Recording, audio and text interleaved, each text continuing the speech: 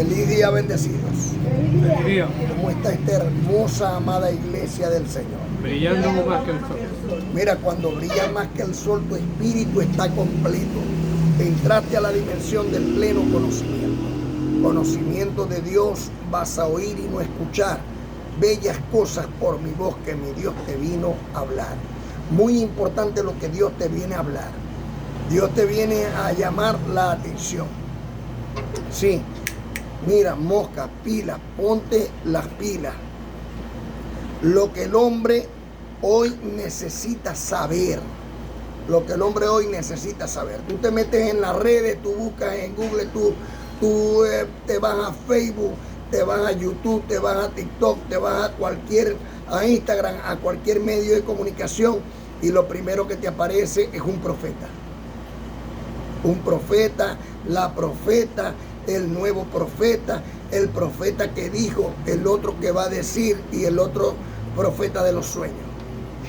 Bueno, yo a estos profetas les recomiendo que lean las escrituras y que Dios le dé el discernimiento para comprender que el mismo Cristo en los días de su carne, según el libro histórico de el libro histórico de Mateo, en el capítulo 11, le habla del último profeta que es Juan el Bautista. El último profeta. ¿Cómo se llama el último profeta? Juan el Bautista. Ah, hermano, ¿y para qué necesitamos nosotros saber eso? Bueno, tú lo necesitas saber, ¿no? Para que dejes de andar atormentado.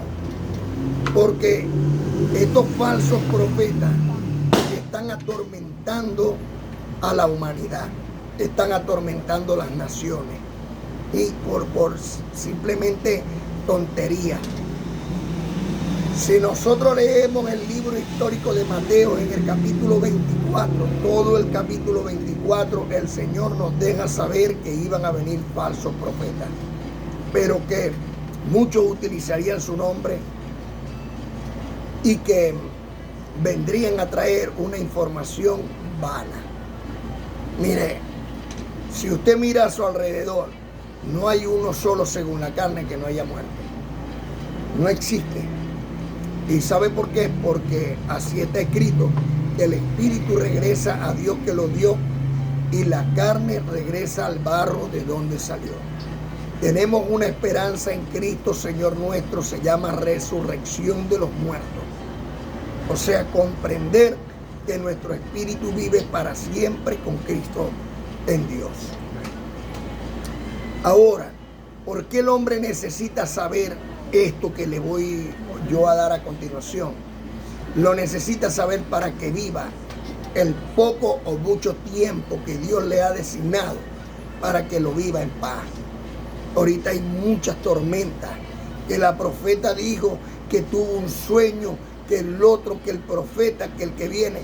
Mire, necesitamos así, que Dios nos agarre por acá y nos diga, tranquilo, reposa en mis manos, porque están atormentados. Todos vamos a morir.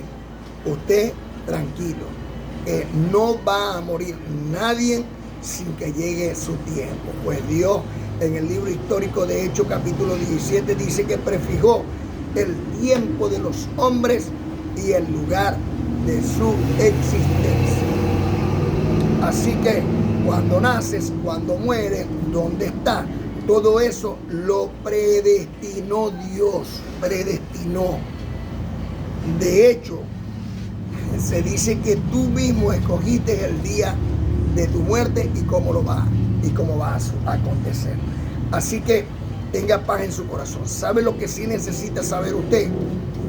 Que en Romanos, en el capítulo 1, del 1 al 5, mira cómo dice: Pablo, siervo de Cristo, llamado a ser apóstol, apartado para el evangelio de Dios. No fue apartado para cualquier buenas nuevas, no.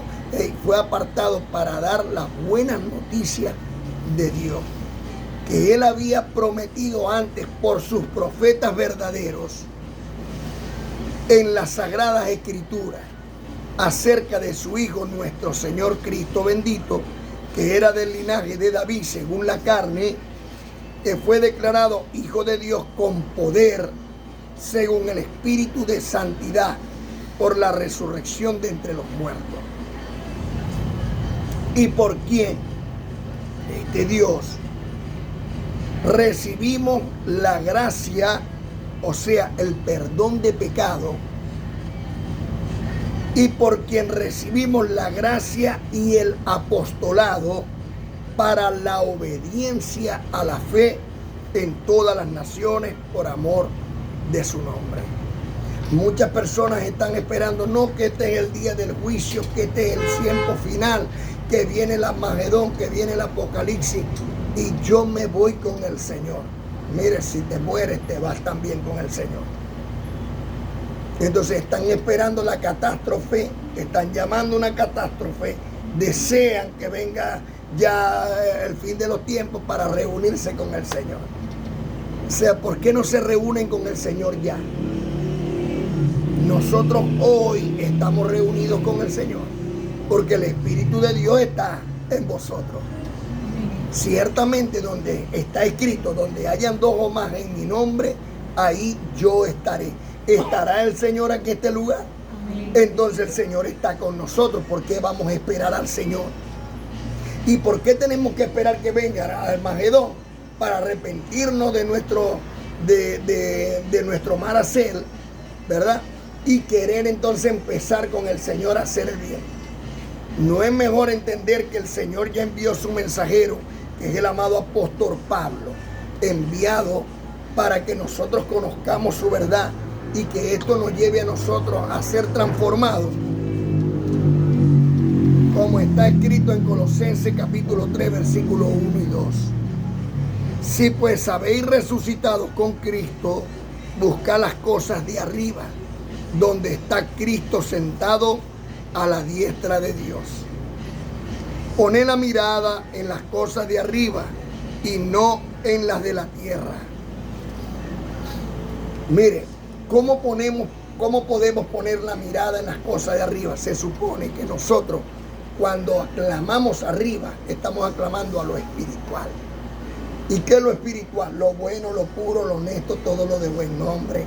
Eso es lo que nosotros conocemos como cielo o lo que hay en él. ¿Sí o no?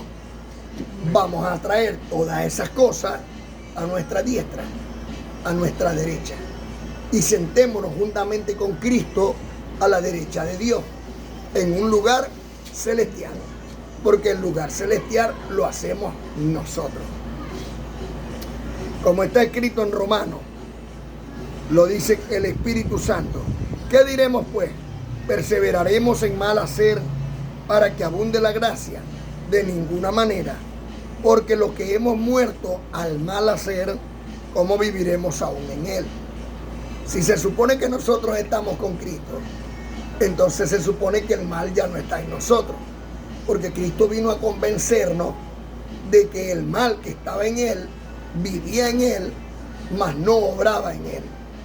Y nosotros ahora, entendiendo la pasión de Cristo y el ejemplo que Cristo nos da, sabemos que el mal está en nosotros, mas no vivimos por el mal que está en nosotros, sino por el Espíritu de Dios que está también en nosotros y que condena en nuestras carnes todos esos deseos del mal. ¿Vamos entendiendo? Porque habéis muerto y vuestra vida está escondida con Cristo en Dios. Yo lo recibo. Cuando Cristo en nuestra vida se manifieste, entonces vosotros también seréis manifestados con Él en gloria. ¿Cómo se manifiesta Cristo? En todo acto de bondad, de mansedumbre, de tolerancia, de amor, del perdón. Ahí está Dios. Como está escrito en Filipenses 3:21. ¿Quién transformará el cuerpo de nuestra bajeza para que sea semejante a su cuerpo de gloria, por el poder que tiene de sujetar todas las cosas a sí mismo? ¿Quién va a hacer estas cosas sino Cristo? Y vosotros ahora no sois miembros del cuerpo de Cristo. Amén. O sea que Cristo está obrando en nosotros. Amén. Para que se cumpla Efesios capítulo 2 versículo 10. que está escrito que Dios hace en nosotros. Hay un pueblo escogido por Dios, un pueblo en gracia. Ese pueblo en gracia va a vivir en paz, con la paz que Cristo le dio, porque ellos construyen su paz. No andan atormentados que si el profeta, que si la profeta, que si está escrito, que si el Apocalipsis. No. Todo eso que está escrito, para todo eso que está escrito ahí en el libro histórico de Mateo capítulo 24, dice el Señor: ustedes no se preocupen, pues no será el fin. Entonces, ¿para qué me voy a preocupar? Si el Señor dice, y ustedes no se preocupen, no será el fin. Porque nosotros tenemos vida eterna en Cristo Señor nuestro. Así está escrito en Gálatas capítulo 4, 25 al 31. Muchos piensan que no tengo que irme hasta Israel, porque en Israel es donde está todas las cosas. No se crean eso. El apóstol Pablo lo dijo muy bien. No es judío aquel que nace en Israel, sino aquel que cumple las escrituras. Ese es el verdaderamente judío. Aquel que cumple los 10 mandamientos, ese es el verdadero judío. ¿Ve? No es judío porque nazcan en Israel, como está escrito en Gálatas 4, 25 al 31. Porque Agar, equivalente al monte Sinaí, está en Arabia y corresponde a la Jerusalén actual. Esta, junto con sus hijos, está en esclavitud, porque están bajo la ley de Moisés. Pero la Jerusalén de arriba, que es la madre de todos nosotros, es libre, porque está escrito: alégrate, estéril, que no das a luz, prorrumpe y clama, la que no tiene dolores de parto, porque más son los hijos de la desolada que de la que tiene marido. Así que, hermanos, nosotros como Isaac somos hijos de la promesa. Pero como entonces el que había nacido según la carne perseguía al que nació según el Espíritu, así también ahora. Sin embargo, ¿qué dice la Escritura? Echa fuera a la esclava y a su hijo, porque el hijo de la esclava no será heredero con el hijo de la libre. O sea, la carne no va a heredar. La carne no va a heredar. La carne es tu transporte aquí. Ella vuelve a la tierra de donde salió. El Espíritu lo hereda todo. Así, hermanos, no somos hijos de la esclava, sino de la libre. Esto es una alegoría que lo explica el amado apóstol Pablo con respecto a la iglesia de Dios, a la escogida, que es espiritual, la Jerusalén espiritual. Algunos hermanos traen una información errada con respecto a la forma de adorar a Dios. Y aunque Dios ha sido muy claro en su forma de adorarle o enseñarnos a adorarle, muchos tergiversan su palabra. Fíjate, es muy importante. La gente, en vez de estar pensando en que el profeta dijo, que la profeta anunció, que el que tuvo el sueño y tal y todo lo demás, en vez de estar pensando en esa cosa, debieras de estarte ocupando en conocer los verdaderos 10 mandamientos que escribió la mano de Dios y aprendértelo y vivir por ello, porque esa es tu salvación y esa es la que nos da la vida eterna, porque la salvación proviene por medio de la obediencia a la fe que tenemos en Cristo Señor nuestro. Pero ¿cómo nosotros pudiéramos ser igual que Cristo si no conocemos lo que Cristo hizo? Cristo cumplió los 10 mandamientos. Ahora bien, ¿cuáles son estos 10 mandamientos? El primer mandamiento: Amarás al Señor tu Dios con toda tu mente y con todo tu corazón, sobre todas las cosas. El segundo, no te harás imágenes ni ninguna semejanza de lo que está arriba en el cielo, ni en la tierra, ni debajo de la tierra. Ojo aquí, para arrodillarte delante de ellas, ni venerarlas, ni adorarlas. No le guardarás culto, porque yo soy Dios celoso que visito la maldad de los padres sobre los hijos hasta la tercera y cuarta generación de los que me aborrecen. A eso sí tenemos que tenerle temor. ¿Sí me explico? No que el profeta me dice que viene el Armagedón, que ya es el tiempo. No. Tienes que tenerle temor es a no cumplir el segundo mandamiento, a arrodillarte delante de las imágenes, a venerar las estatuas. A eso sí hay que tenerle temor, porque eso es desobedecer la palabra de Dios. Y resulta que Dios dice que no se olvidará, pone una advertencia, que soy un Dios celoso y no me olvidaré de la maldad de los padres sobre los hijos hasta la tercera y cuarta generación de los que me aborrecen. O sea, Dios está diciendo que aquel que adora una estatua aborrece a Dios, porque Dios es invisible, inmortal, celoso. Tercero, no tomarán el nombre del Señor tu Dios en vano. Entender que esto no es una guachafa es lo que nos lleva a la salvación. A veces pensamos, no, hombre, eso es más del montón, eso es lo mismo. Por algo Dios escribió, se tomó su tiempo para escribir con su propia mano estos 10 mandamientos, que Cristo los cumplió y que lo dejó por escrito, lo envolvió todo en uno solo. Pues cuando le preguntó al príncipe, ¿qué debo de hacer para ser salvo? El Señor le dijo, cumple los mandamientos, que dice que como está escrito. Y entonces cuando éste respondió lo que dicen los mandamientos, dice, bueno, yo lo he hecho desde muy joven. Ah, bueno, ahora vende todo lo que tiene y da de comer a los pobres. O sea, termina de perfeccionarte, termina de ser humilde.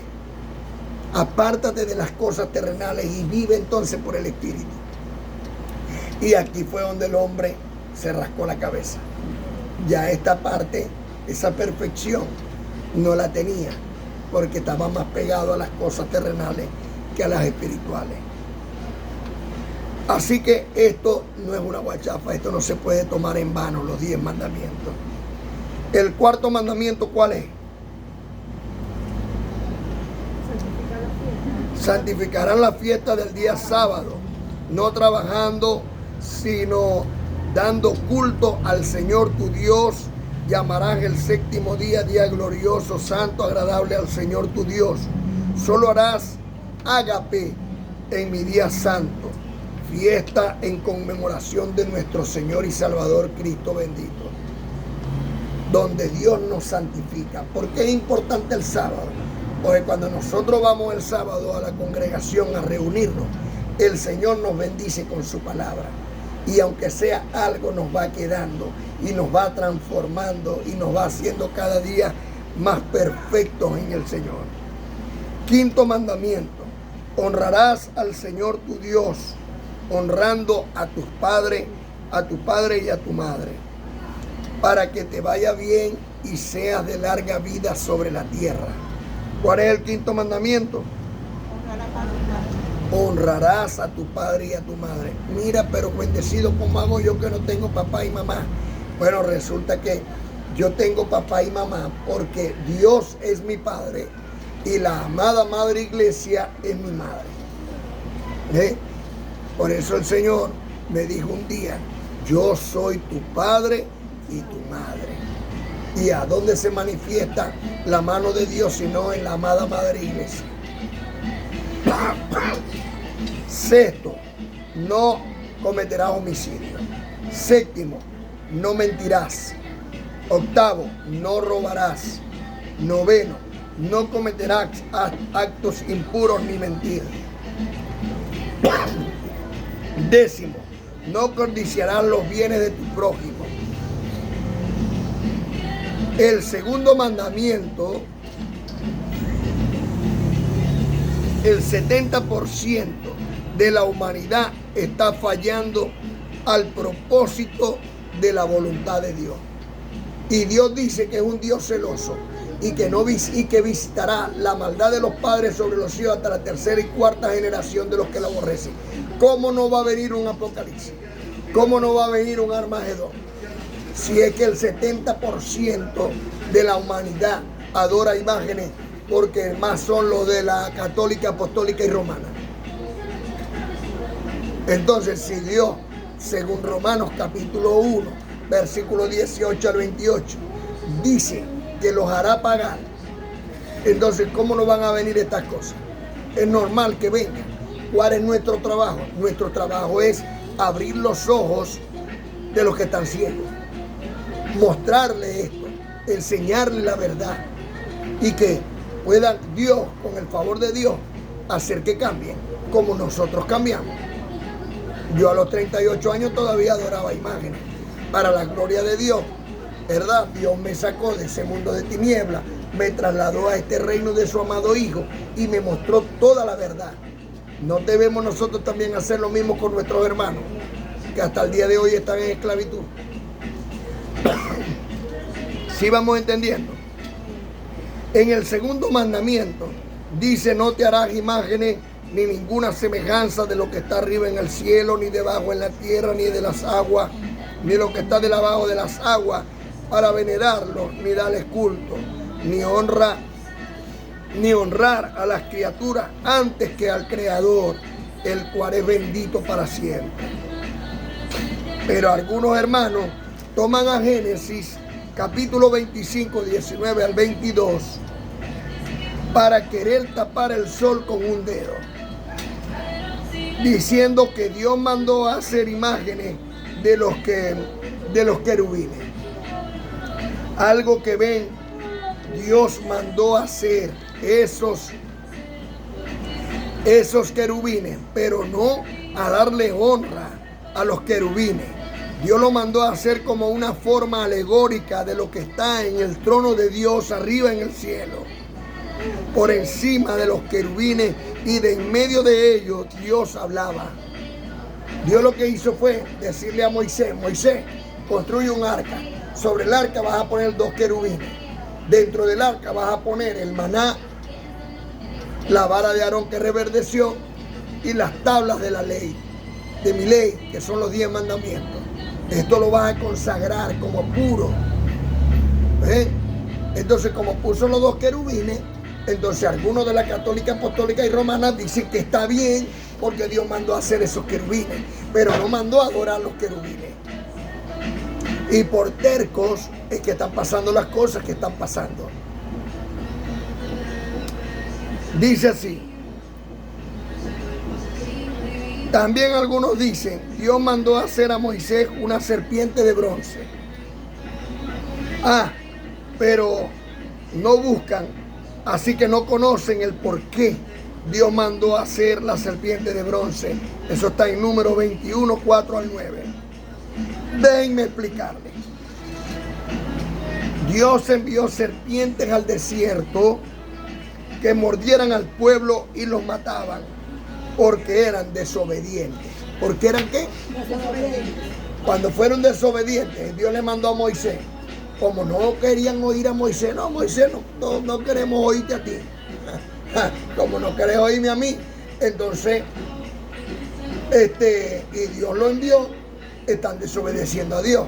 Así que Dios mandó que salieran serpientes y las serpientes mordían a las personas y las personas morían. Todos corrieron otra vez a que Moisés: Moisés, por favor, mira, si te vamos a oír, si te vamos a prestar atención, habla con Dios para que no muramos. Vino Moisés, habló con Dios y Dios le dijo: hazte una serpiente de bronce, la colocas sobre un asta y la vas a poner en la serpiente de bronce sobre el asta, y todo el que sea mordido por una serpiente y mire la serpiente de bronce será sanado. Entonces, cuando alguno era mordido por la serpiente, antes de morir, tenía que correr a la serpiente de bronce, mirar a la serpiente de bronce y era sanado. Esto es lo mismo que pasa ahorita con nosotros. Por la desobediencia tenemos que ir al médico. Y el símbolo del médico es una serpiente sobre un asta. Entonces, por la misma desobediencia, nosotros tenemos que llevar este cuerpo ¿a dónde? A que los médicos, para ser sanados. El médico te pone el tratamiento y tú eres sanado. Esta serpiente que hizo Moisés era para los desobedientes. Pues el que no era mordido no tenía por qué mirar la serpiente. Y el que había sido mordido era porque había sido desobediente. Este es el símbolo de los médicos. Una serpiente sobre el asta. Recordemos que Cristo vino e hizo obras de sanidad. Los ciegos ven, los cojos andan, los paralíticos caminan, a los presos se les abrían las cárceles y pare usted de contar. Por esto mismo Dios envió a Cristo para que fuese levantado como se levantó la serpiente, y todo el que en él cree sea salvo, que traducido es sano. Así está escrito en el libro histórico de Juan 3, 14 y 15. Y como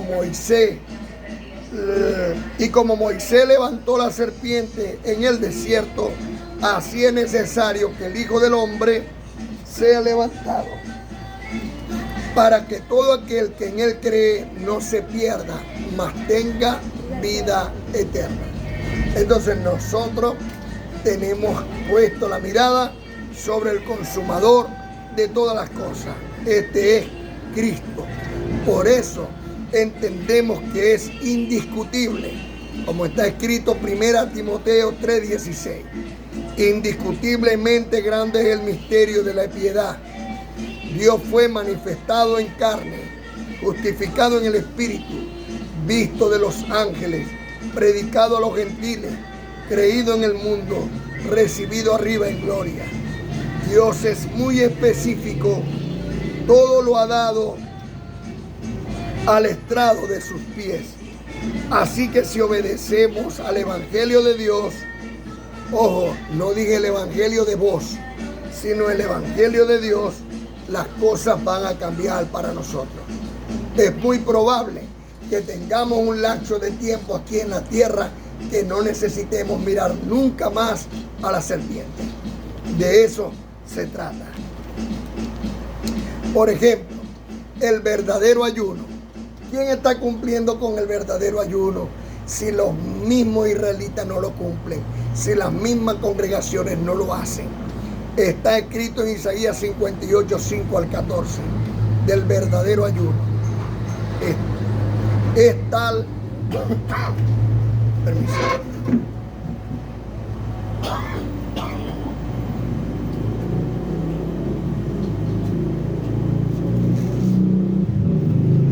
Fíjate cómo dice del verdadero ayuno. Es tal el ayuno que yo escogí, que de día aflija el hombre su cuerpo, que incline su cabeza como junco y haga cama de silicio y de ceniza. Llamarán a esto ayuno y día agradable al Señor de Israel, Dios de Israel. No, es más bien el ayuno que yo escogí, desatar las ligaduras de impiedad y soltar las cargas de opresión y dejar ir libre a los quebrantados y que rompáis todo yugo. No es más bien que partas tu pan con el hambriento y a los pobres errantes albergues en casa, que cuando veas el desnudo lo cubras y no te escondas de tu hermano. Ojo, amada, entonces si hicieras estas cosas, si haces estas cosas, nacerá tu luz como el alba, y tu salvación, o sea, tu salud, se dejará ver pronto, e irá tu justicia delante de ti, y la gloria del Señor será tu retaguardia. Entonces invocarás y te oirá Dios, clamarás y dirá Él, heme aquí. Si quitare de en medio de ti el yugo, el dedo amenazador y el hablar vanidad, y si dieras tu pan al hambriento y saciaras al alma afligida, en las tinieblas nacerá tu luz y tu oscuridad será como al mediodía. Dios te pastoreará siempre, y en la sequía saciará tu cuerpo y dará vigor a tus huesos. Y serás como huerto de riego y como manantial de agua cuyas aguas nunca faltan, y los tuyos edificarán las ruinas antiguas. Los cimientos de generación y generación levantarás, y serás llamado reparador de portillos, restaurador de calzada para habitar. Las observaciones del día de reposo son muy importantes para Dios. Es muy importante que tú cumplas con el Señor. Si cumplimos con el Señor, verdaderamente alcanzaremos acá en la tierra nuestra salvación. La observación del día de reposo. Si retrajeres del día de reposo tu pie de hacer tu voluntad en mi día santo, y lo llamares delicia, santo, glorioso del Señor, y lo veneraras, no andando en tus propios caminos, ni buscando tu voluntad, ni hablando tus propias palabras, entonces te deleitarás en Dios. Y yo te haré subir sobre las alturas de la tierra, y te daré a comer la herencia de Israel, tu padre. Porque la boca del Señor tu Dios, Dios de Israel, lo ha hablado. Yo lo recibo. La obediencia a la gracia, que es el Evangelio de Dios, que nos trae la fe, que es en Cristo Señor nuestro, es la que nos anuncia nuestra salvación. Como está escrito en Deuteronomio capítulo 28. Cuando usted lo lee del 1 al 14, conoce sus bendiciones. Pero si lo lees desde el 15 hasta el 68, verás todas las maldiciones que caen sobre el hijo de desobediencia, y te darás cuenta que muchos han caído sobre nosotros.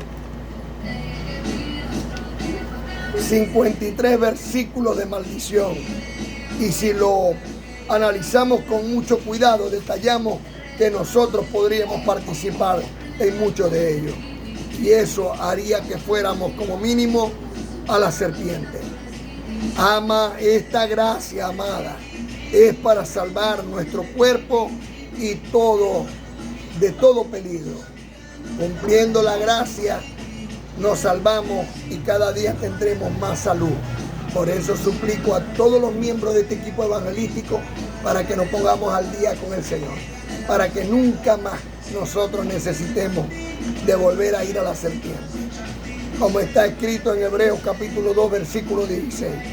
Porque Cristo no socorrió a los ángeles, sino a la descendencia de Abraham, o sea, a la carne. No vino por el Espíritu, sino por el cuerpo. Por lo cual clamamos, Abba Padre, por el poder que Dios me ha conferido como un ministro competente de un nuevo pacto establecido sobre mejores promesas. Yo, Miguel, príncipe de Dios, los declaro sanos de toda enfermedad, prosperados con toda prosperidad. Los presento como una virgen pura a Cristo, y recibo que la llama flameante del Espíritu Santo de Dios que está en cada uno de vosotros en una luz que alumbra todas las naciones. Por lo cual clamamos, Abba Padre. Gracia y paz. Ángeles, con todos ustedes, amadas.